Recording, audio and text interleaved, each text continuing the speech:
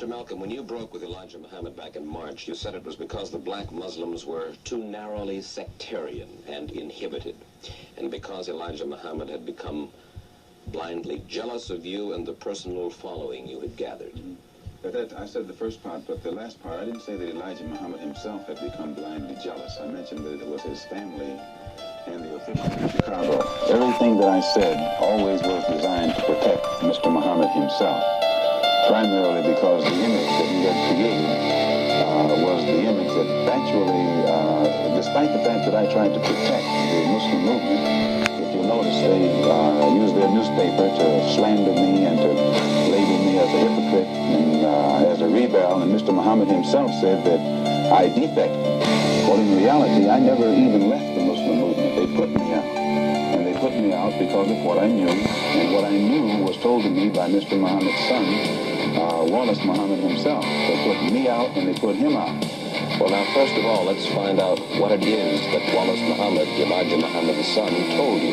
Well, number one, if you notice, the stick that I always used in presenting, representing, and defending the Muslim movement was the fact that it had the ability to reform the morals of the so-called Negro community. It eliminated drug addiction, alcoholism, fornication, adultery, loose sexual behavior, which meant that it eliminated bastard babies, illegitimate children.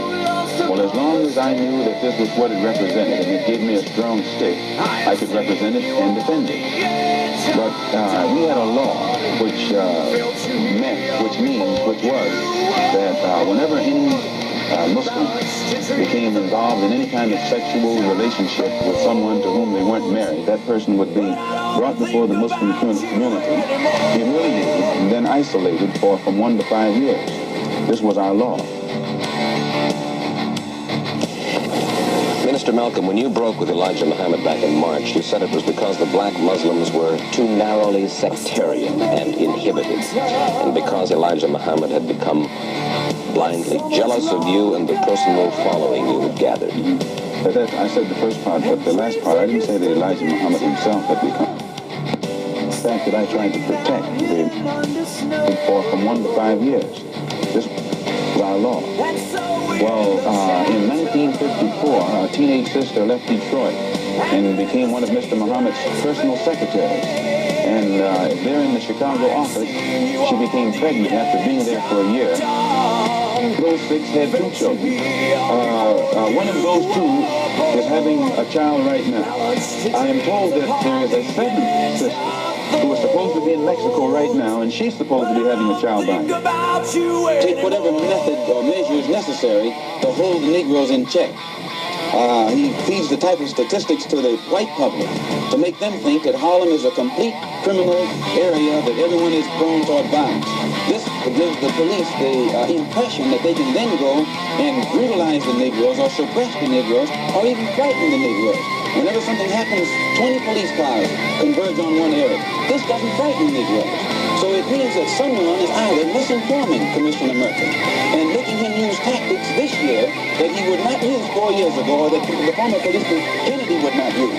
And this force that is so visible in the Harlem community creates a spirit of resentment in every Negro.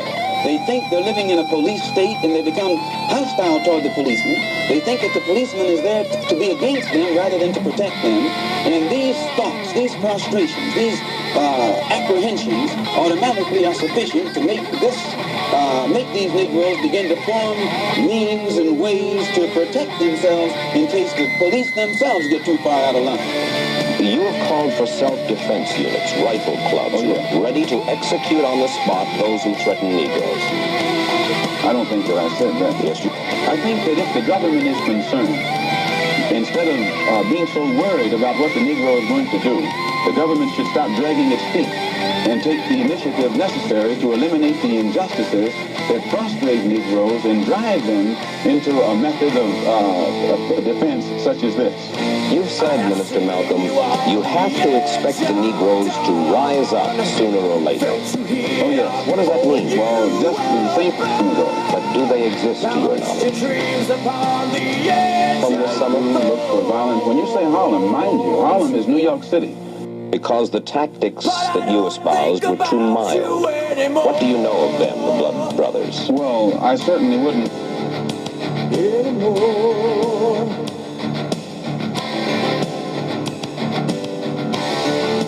I don't think about you anymore.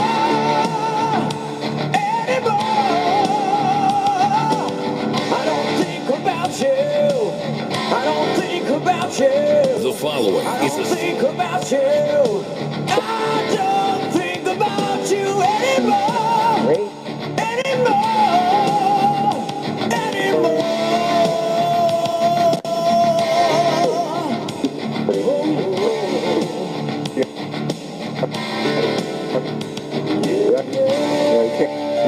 He parked his car about 2 blocks away.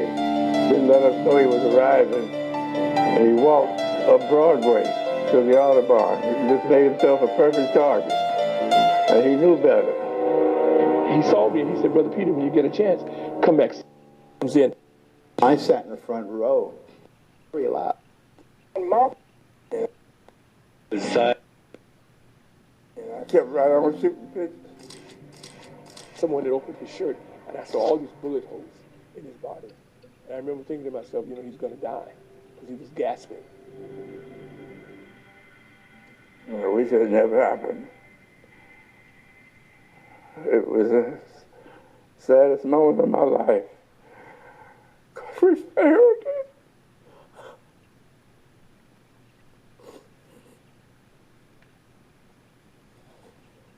Trying to help. I started.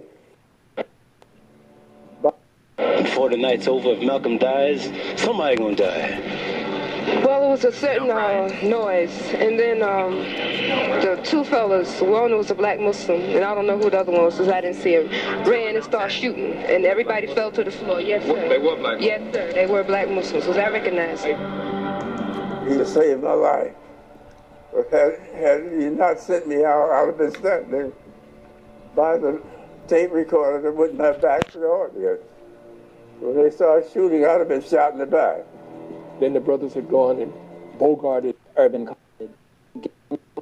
Love.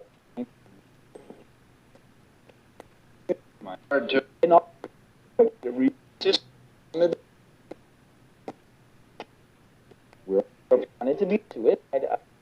The noon day. Kind of not to.